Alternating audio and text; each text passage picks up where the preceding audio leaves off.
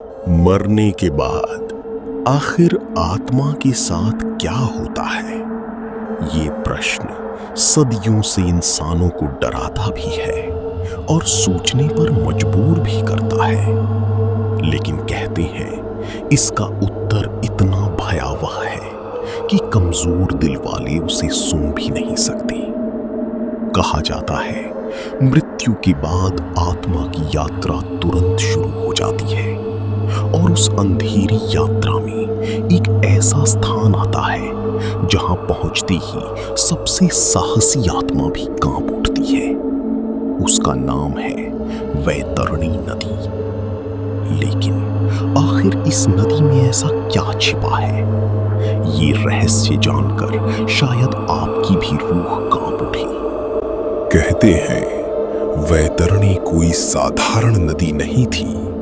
उसका जल काला था, उसमें रक्त बह रहा था, चारों ओर हड्डियां तैर रही थीं और ऐसी भयानक दुर्गंध फैल रही थी कि आत्माएं चीख उठती थीं।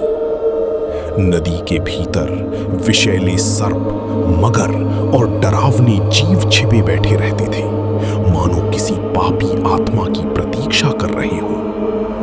और तभी एक कांपती हुई आत्मा उस नदी के किनारे पहुंची। उसकी आंखों में भय था, शरीर थर थर कांप रहा था, क्योंकि सामने खड़े यमदूत उसे लगातार आगे बढ़ने के लिए कह रहे थे। लेकिन उसे नहीं पता था अगले ही पल उसके साथ क्या होने वाला है। जैसे ही आत्मा ने नदी में कदम रखा, अचानक पानी के भीतर हलचल होने लगी और अगले ही क्षण हजारों हाथ नदी के अंदर से बाहर निकले और उसे नीचे खींचने लगे। वो जोर जोर से चीखा, मदद के लिए पुकारने लगा, लेकिन वहां उसकी आवाज सुनने वाला कोई नहीं था। तभी आसमान कांप उठा और यमदूत गरजे। जीवन भर दूसरों को कष्ट दिया, आज अपने भयानक अंधकार और चीखों के बीच कुछ आत्माएं ऐसी भी थीं जो बिना किसी कष्ट के वैतरणी पार कर रही थीं।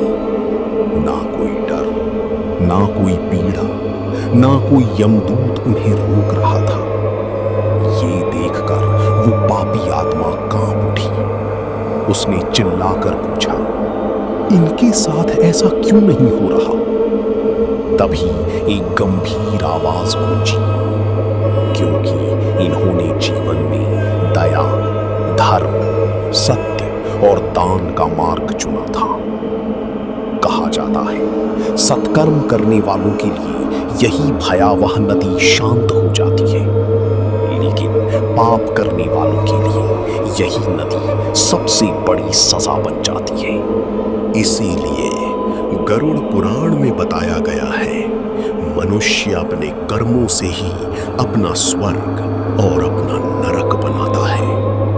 मृत्यु के बाद धन, शक्ति और अहंकार कुछ काम नहीं आते। साथ जाता है तो केवल मनुष्य का कर्म। और शायद यही कारण है कि वैतरणी नदी का नाम सुनते ही आज भी लोगों की रूह